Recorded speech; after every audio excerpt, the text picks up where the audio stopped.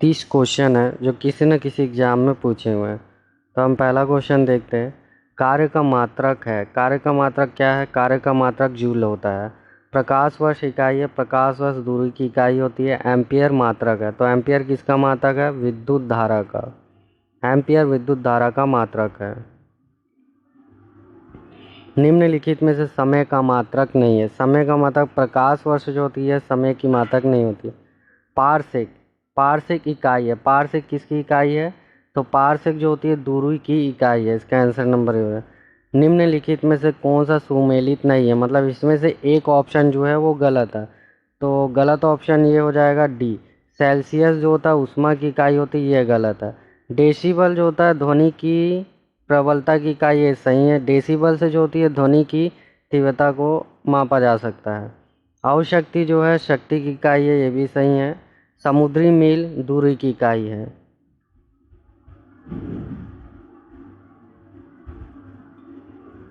Lumen किसका मात्रक है? ल्यूमेन जो होता है ज्योति फ्लक्स का मात्रक है। इसका आंसर नंबर बी है। पास्कल, पास्कल को पी ए भी कहा जाता है। पास्कल इकाई है। पास्कल किसकी इकाई होती है? दाब की। इसका आंसर नंबर कैंडिला मात्रक है। कैंडिला किसकी मात्रक है? तो कैंडला जो है ज्योति तीव्रता का मात्रक है। इसका आंसर नंबर डी हो जाएगा। यंग प्रत्यस्तता गुणांक का ऐसा ही मात्रक है। यंग प्रत्यस्तता गुणांक का ऐसा ही मात्रक है न्यूटन प्रति मीटर स्क्वायर। ये जो स्लैश है इसे प्रति बोलते हैं। निम्नलिखित युग्मों में से किन भौतिक राशियों के समान विमेय सूत्र नहीं होते?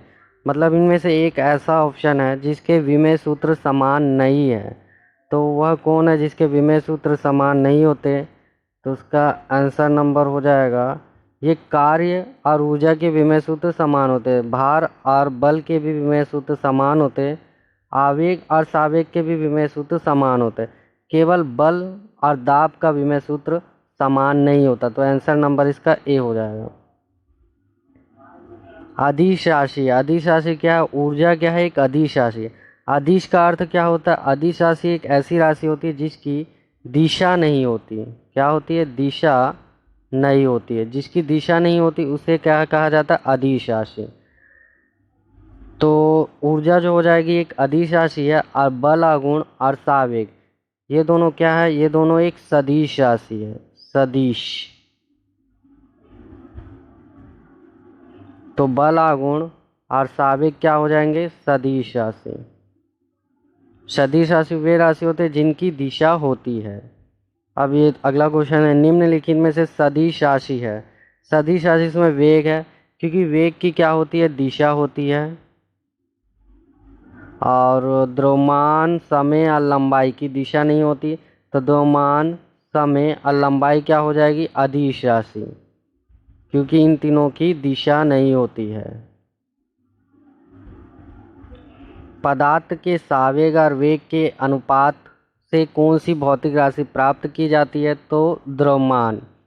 द्रव्यमान का सूत्र होता है m is equal to P upon V, जिसमें m जो आपका हो जाएगा ये m हो जाएगा द्रव्यमान हो जाएगा, p क्या हो जाएगा? सावेग, और v हो जाएगा वेग। तो सावेग बट्टे वेग, सावेग बट्टे वेग के अनुपात को क्या कहते हैं? द्रव्यमान।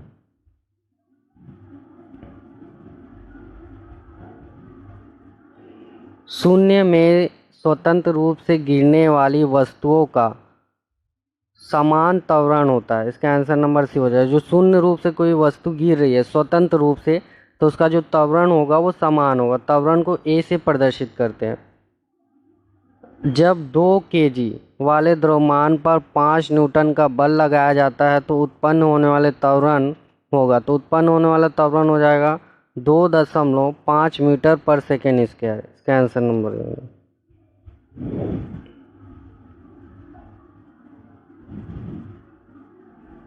किसी भी स्थिर या गतिशील वस्तु की स्थिति और दिशा में जब तक कोई परिवर्तन नहीं होता है तब उस पर कोई बाह्य बल सक्रिय ना हो, यह क्या है? तो इसका आंसर नंबर हो जाएगा, ये न्यूटन के गति विषयक प्रथम नियम का पालन कर रही है। इसका अर्थ यह है कि कोई भी वस्तु अगर स्थिर है तो वो स्थिर ही रहेगी, और कोई वस्तु गतिशील है तो वह गतिशील रहेगी। जैसे ये वस्तु स्थिर है तो ये क्या हो जाएगा, स्थिर हो जाएगा। जैसे कि एक टेबल है, टेबल में किताबें रखी गई है, ये टेबल मान लीजिए और किताबें, इसमें हमने एक बाहुबल लगाया, बाहुबल लगाएंगे तो ये जो पुस्तक होगी खिसक के आगे बढ़ जाएगी। तो इसका मतलब ये हुआ कि हमने एक बाहुबल लगाया तो ये आगे बढ़ी। अगर बाहुबल नहीं लगाया तो ये यहीं पर स्थिर थी, तो ये जो स्थिर थी तो ये स्थिर ही रहेगी, और जो गतिशील होगी वो गतिशील ही होगी। तो ये जो नियम होते हैं ये न्यूटन के गति के प्रथम नियम का पालन करती है। रॉकेट खालिस्तान के सिद्धांत पर कार्य करता है तो सापेक्ष संरक्षण के सिद्धांत पर कार्य करता है। इसका आंसर नंबर डी हो जाएगा। अश्व यदि एकाएक चलना प्रारंभ कर दे तो अश्वारोही के गिरने की आशंका का कारण है विश्राम जड़त्व। इसका आंसर नंबर सी हो जाएगा। अश्व यदि एकाएक चलना प्रारंभ कर दे तो अश्वारोही के गिरने की आशंका का कारण विश्राम जड़त्व होता है। चलती हुई बस अचानक ब्रेक लगाती है तो उसमें बैठे हुए यात्री आगे की ओर गिरते हैं। इसको किसके द्वारा समझा जा सकता है? अभी मैंने बताया था न्यूटन के प्रथम नियम, ये न्यूटन के प्रथम नियम का ही पालन किया। जैसे कोई व्यक्ति बैठा है, मान लीजिए एक व्यक्ति बैठा है और ये बस में बैठा है और किसी ने ब्रेक लगा दिया, तो ब्रेक लगाने के बाद व्यक्ति क्या हो जाएगा, आगे झुक जाएगा, क्योंकि जब गाड़ी चल रही थी तो ये व्यक्ति स्थिर था और गाड़ी जैसी रुकी तो ये व्यक्ति क्या हो गया, गतिशील हो गया। तो इसमें एक बाहुबल लगा, तो बाहुबल ब्रेक लगाने से लगा, अब वो जो व्यक्ति है वो आगे की ओर झुका है, गाड़ी रुकी है तब झुका है, तो उसमें एक व्यक्ति के ऊपर एक बाहुबल लगा है। तो ये न्यूटन की गति का प्रथम नियम का पालन कर रहा है। तो इसका आंसर नंबर बी हो गया। गुणनफल, बल का गुणनफल क्या होता है? तो बल का एक फॉर्मूला होता है F = ma। तो m जो होता है ये द्रव्यमान होता है और ये क्या होता है, त्वरण। ये त्वरण हो जाता है। तो F = क्या होता है, द्रव्यमान गुणा त्वरण। यहाँ कुछ नहीं तो गुणे में है, तो देखिए द्रव्यमान गुणा त्वरण कहाँ दिया है, आंसर नंबर बी में दिया। तो बल का गुणनफल क्या हो जाएगा, ये बल है, तो बल का गुणनफल हो जाएगा द्रव्यमान गुणा त्वरण। इसका आंसर नंबर बी हो जाएगा। शरीर का वजन, शरीर का वजन, इसका आंसर नंबर बी हो जाएगा। ये सही लग रहा है। ध्रुवों पर अधिक होता है। शरीर का वजन क्या होता है, ध्रुव पर अगर आप चले जाओगे तो आपके शरीर का वजन बढ़ जाएगा।